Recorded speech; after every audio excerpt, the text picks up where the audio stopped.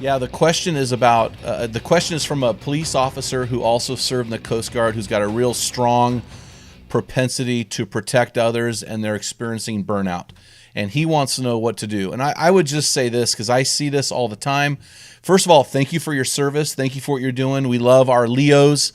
We love our military. We offer our curriculum for free for those first responders. I'm including firefighters as well. And but when you're giving your life away, I think that ministry guys also experience something similar.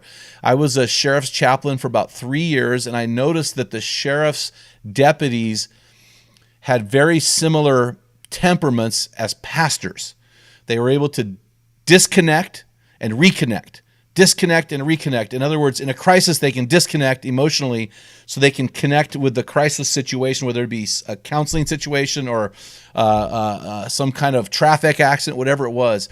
The problem was I realized that these deputies were very bland. In other words, they didn't have a lot of life outside of their job. A way to fill their tank after they turned the spigot or the switch back on. And so I would say this, and this is what I really believe, you need to have a regular way to fill your tank, whether it's motorcycle riding or golfing or hunting or fishing or pickleball is really popular right now. You need to have a way to fill your tank, because your job is not who you are.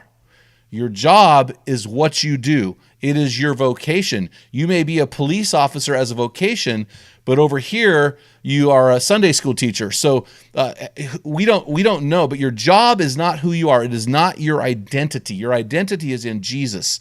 So we always have to go back to Jesus. And as I heard your question, Psalm 23 hit me.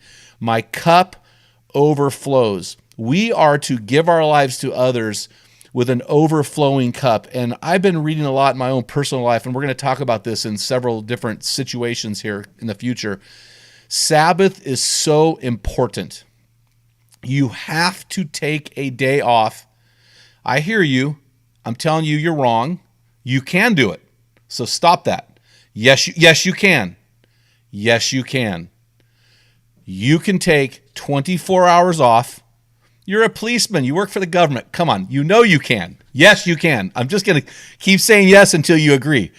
Take full 24 hours off to fill your cup, and take another 24 hours off to keep your house in order. So you got your yard work and all the stuff that has to go with that if you're a homeowner.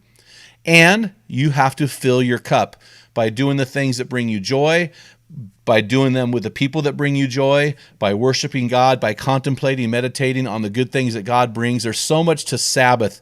You have to practice regular Sabbath. Am I being religious? Yes, I am being religious about Sabbath, because Jesus said that God created Sabbath for man. Man is not created for the Sabbath. And there's a reason why God modeled that in Genesis. You need to find an area, a place in your life, a space where you can fill your tank. And that's what I would say to all of you out there who are givers. I'm a giver. I've been giving in ministry for 35 years, and I have found sometimes when I'm stressed out, my wife will go, you know what? You need to go kill something.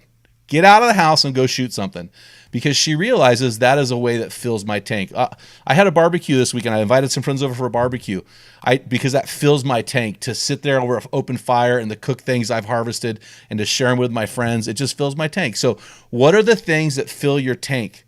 If you're giving more than you're getting, you're screwed. That's what I have to say on that topic.